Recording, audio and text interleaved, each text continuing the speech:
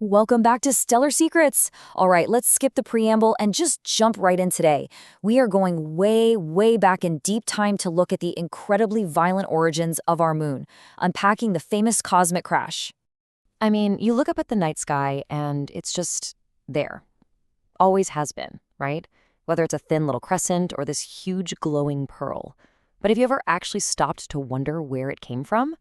Was it just some random space rock that got snagged by our gravity? Well, actually, scratch that. The real answer is way more dramatic. It's a massive paradox. That quiet, calming pearl we see up there, it is quite literally the result of a violent, terrifying space accident.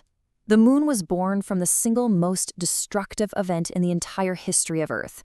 We're talking about a collision so unimaginably huge that it ripped a literal chunk of our planet right out into the void. Which brings us to part one. The chaotic early Earth. Basically a high-speed highway. Let's set the scene. Travel back about 4.5 billion years, and Earth wasn't this nice, stable blue marble. Nope. It was a hot, glowing ball of completely molten rock. We went from this molten chaos to a rapid clumping phase, and finally to the stable Earth we know today. But to understand the moon, we've got to focus on that chaotic beginning. Because space back then? You have to picture a high-speed highway with absolutely zero traffic lights.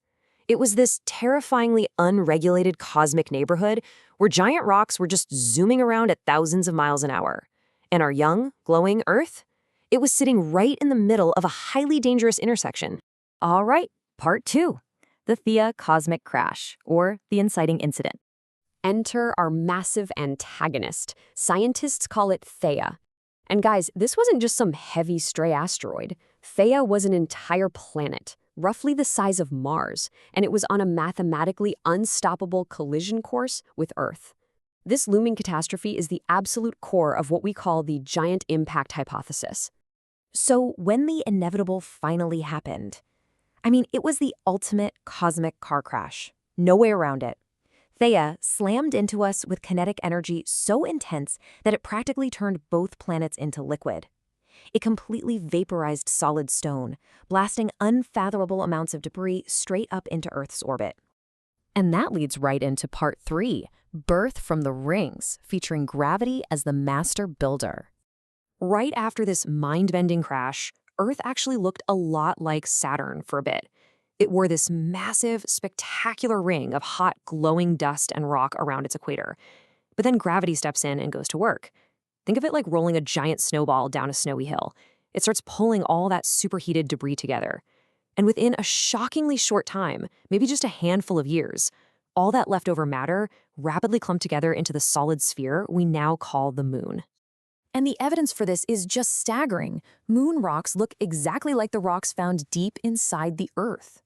Since the moon was literally formed from the splattered remains of our own planet, all mixed up with Theia, the lunar samples our astronauts brought back share a nearly identical chemical makeup with the rocks buried right beneath our feet. It's basically the ultimate geological fingerprint of a cosmic crime scene. Moving on to part four, the moon's hidden gift, our stabilizing force. Now, this whole apocalyptic crash didn't just leave us with a pretty nightlight. It actually gave us a vital, stabilizing force. The moon acts exactly like a steady hand on a spinning top. Its gravitational pull perfectly holds and stabilizes the Earth's axial tilt, serving as this invisible anchor so our world doesn't just wobble wildly out of control as it spins. Just imagine an Earth without the moon for a second. We'd have this wild wobble, our global weather systems would go completely insane. We're talking a scorching desert one day, deep ice age the next. But with the moon, we get a beautifully stable tilt. We get predictable ocean tides that constantly churn water and nutrients around. Honestly, life as we know it, crawling from the water to the land, it simply wouldn't exist without our lunar partner. It really changes how you look up at the night sky. The moon is literally a scar from a billion-year-old battle.